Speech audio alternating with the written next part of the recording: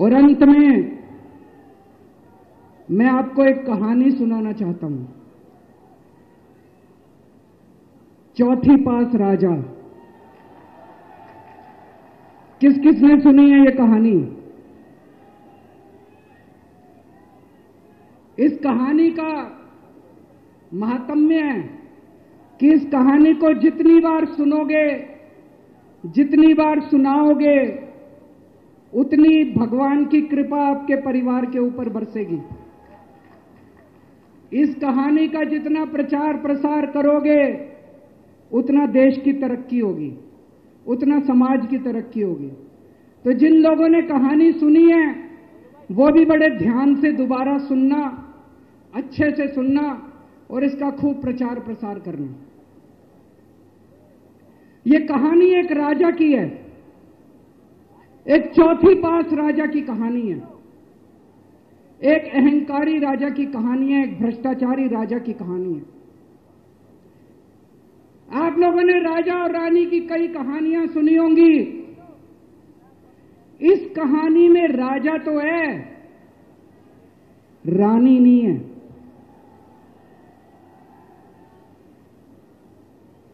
तो एक महान देश था, कई हजार साल पुराना देश। उस देश के एक गांव में एक बच्चा पैदा हुआ, बहुत गरीब घर में एक बच्चा पैदा हुआ। तो जैसे गांव के अंदर बच्चा पैदा होने पे ज्योतिषी आते हैं, ज्योतिषी आके बच्चे का भविष्य बताते हैं, ऐसे ही गांव का ज्योतिषी आया। उसने बच्चे की कुंडली देखी और बच्चे की मां को बोला कि माई, तेरा बेटा बड़ा होके बहुत बड़ा सम्राट बनेगा। माई को समझ नहीं आया, मैं इतनी गरीब, मेरा परिवार इतना गरीब, मेरा बेटा सम्राट कैसे बनेगा। खैर, बच्चा धीरे धीरे बड़ा होने लगा। गांव के सरकारी स्कूल में उसका एडमिशन करा दिया। उसका पढ़ने लिखने में मन नहीं लगता था। पढ़ते पढ़ते, क्लास करते करते चौथी में आके उसने नाम कटवा लिया। उसका पढ़ाई लिखाई में मन नहीं लगता था।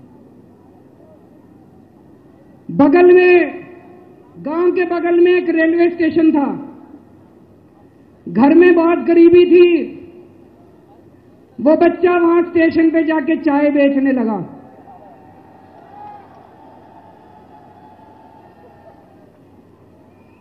चाय बेच के अपना गुजारा करता था।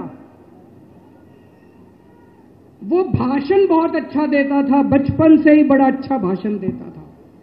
गांव के लड़कों को इकट्ठा कर लेता और भाषण देना चालू करता। धीरे धीरे आसपास के गांव में फैल गया कि यह बच्चा भाषण बड़े अच्छे देता है। आसपास के लड़के भी इकट्ठे हो गए और जो मर्जी टॉपिक हो भाषण देना चालू कर देता था और रुकता ही नहीं था, घंटों घंटों तक भाषण देता रहता। बच्चा बड़ा हुआ। ज्योतिषी ने कहा था बड़ा होके बच्चा उस महान देश का सम्राट बन गया। लेकिन राजा तो अनपढ़ था, उसे तो कुछ आता नहीं था। अफसर आते, उस अनपढ़ राजा से जहां मर्जी साइन करा लेते, जहां मर्जी जो मर्जी साइन करा लेते। वो राजा अनपढ़ था, उसे लगता था मैं अगर अफसरों से पूछूंगा तो मेरी कमजोरी सबके सामने प्रकट हो जाएगी। अफसरों को लगेगा मेरे को कुछ आता नहीं है। अफसर जो मर्जी लेके आते थे वहां साइन कर देता था। वो धीरे धीरे पूरे देश के अंदर फैल गया कि राजा अनपढ़ है, राजा अनपढ़ है। राजा को बड़ा बुरा लगने लगा। तो राजा ने कहीं से एक फर्जी डिग्री का जुगाड़ कर लिया। एक फर्जी डिग्री का जुगाड़ कर लिया, एमए की डिग्री का। और राजा बोला मैं एमए हूं। पर सच्चाई तो पूरे देश को पता थी, राजा तो अनपढ़ था। धीरे धीरे राजा अहंकारी भी होता गया। अहंकारी राजा और ऊपर से अनपढ़। जो मर्जी उस राजा के पास जाता और राजा से कुछ भी पास करा के ले आता।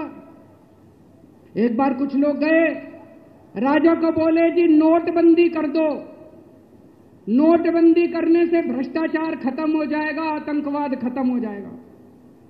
राजा को कुछ समझ नहीं आया, राजा की खूब चमची मारी उन्होंने। राजा ने एक दिन शाम को टीवी पे आके 8 बजे नोटबंदी कर दी। पूरे देश का बेड़ा गर्क हो गया दोस्तों। लंबी लंबी बैंकों के सामने लाइनें लग गई, कई लोग मर गए, दुकानें बंद हो गई, रोजगार बंद हो गए, बड़ी बड़ी इंडस्ट्री बंद हो गई, पूरे देश का बेड़ा गर्क हो गया। फिर एक दिन कोई आके बोला जी 2000 का नोट ले आओ। राजा 2000 का नोट ले आया। 4 साल बाद कुछ लोग आके बोले जी 2000 का नोट बंद कर दो। राजा ने 2000 का नोट बंद कर दिया। राजा को अकल तो थी नहीं, बेवकूफ था, अनपढ़ था। कभी 2000 का नोट चालू करता था, कभी 2000 का नोट बंद करता था। एक बार कुछ लोग आके बोले जी ये किसानों के कानून बना दो, इस कानून से किसानों का भला होगा। राजा ने कानून बना दिए। पूरे देश के किसान सड़कों पे उतर आए। 750 किसान मर गए आंदोलन में, और 1 साल के बाद राजा को वो तीनों कानून वापस लेने पड़े। एक बार उस देश के अंदर बहुत बड़ी महामारी फैल गई, चारों तरफ महामारी फैल गई, लोग मरने लगे।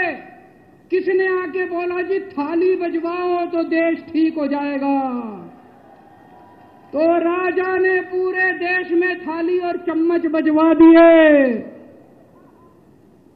महामारी तो नहीं बची, महामारी तो फैली रही। किसी ने आके कहा जी डॉक्टरों की जरूरत पड़ेगी, दवाइयों की जरूरत पड़ेगी, इंजेक्शन की जरूरत पड़ेगी, तब महामारी रुकेगी। राजा अपने दोस्तों का बड़ा ख्याल रखता था। उसके दोस्त थे। एक दोस्त ने 10,000 करोड़ रुपए चोरी कर लिए, राजा ने उसको देश से भगा दिया।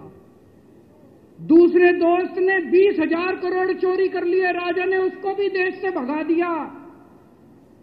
पर एक दोस्त ऐसा था जिससे राजा की ज्यादा ही दोस्ती थी। कौन था? उसको उन्होंने सारे एयरपोर्ट बेच दिए, सारे जहाज बेच दिए, सारे सीपोर्ट बेच दिए, उन्होंने आसमान बेच दिया, जमीन बेच दी राजा ने, खदानें बेच दी। उस दोस्त पे राजा मेहरबान था। राजा का एक और दोस्त था। वो दोस्त इतना गंदा था कि उसने कुछ अंतर्राष्ट्रीय खिलाड़ी महिलाओं के साथ बदतमीजी करी, लेकिन राजा ने दोस्ती नहीं छोड़ी। मजाल जो उस दोस्त के ऊपर कोई आंच आ जाए, राजा उस दोस्त के साथ खड़ा रहा, लेकिन उसने खिलाड़ियों का सुना। राजा का एक और दोस्त था। उस दोस्त ने किसानों के ऊपर गाड़ी चढ़ा दी, रौंद दिया, कुचल दिया किसानों को। राजा ने अपनी दोस्ती नहीं छोड़ी। इस बात पे तो दाद देनी पड़ेगी कि राजा दोस्तबाज था, 1 नंबर का दोस्तबाज था।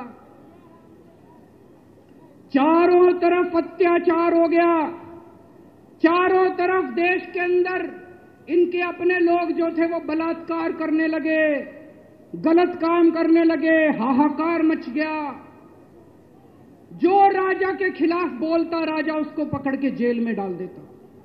एक दिन एक पत्रकार ने कार्टून बना दिया राजा के खिलाफ, उस पत्रकार को उठा के जेल में डाल दिया। एक दिन एक किसी पत्रकार ने उनके खिलाफ कुछ लिख दिया, उसको पकड़ के जेल में डाल दिया। जो राजा के खिलाफ बोले उसका बेड़ा गर्क। कोई जज अगर उस राजा के खिलाफ ऑर्डर करता था, राजा उसको बख्शता नहीं था। चारों तरफ अत्याचार, महंगाई, बेरोजगारी। ऊपर आसमान में देवता ये सब देख रहे थे कि पृथ्वी के ऊपर कितना घनघोर अत्याचार हो रहा है। सारे देवता इकट्ठे हुए, देवताओं ने मीटिंग करी। सारे देवता मिलकर शिवजी महाराज जी के पास गए और कहा, महाराज कुछ करो, पृथ्वी के ऊपर अन्याय हो गया, अत्याचार हो गया, चारों तरफ बलात्कार, चारों तरफ हाहाकार मचा हुआ है, जनता परेशान हो रही है। पृथ्वी जी, शिव जी महाराज जी ने अपनी तीसरी आंख खोली और दोस्तों यहां प्रचंड पृथ्वी के ऊपर अजीब अजीब घटनाएं घटने लगी। उज्जैन के अंदर महाकाल की 6 सप्तऋषियों की बड़ी बड़ी 10 फुटा भारी भारी मूर्तियां थी। एक दिन बारिश और तूफान आया और 6 की 6 मूर्तियां टूट गई। लोगों ने कहा बड़ा अपशकुन हो रहा है, बड़ा अपशकुन हो रहा है।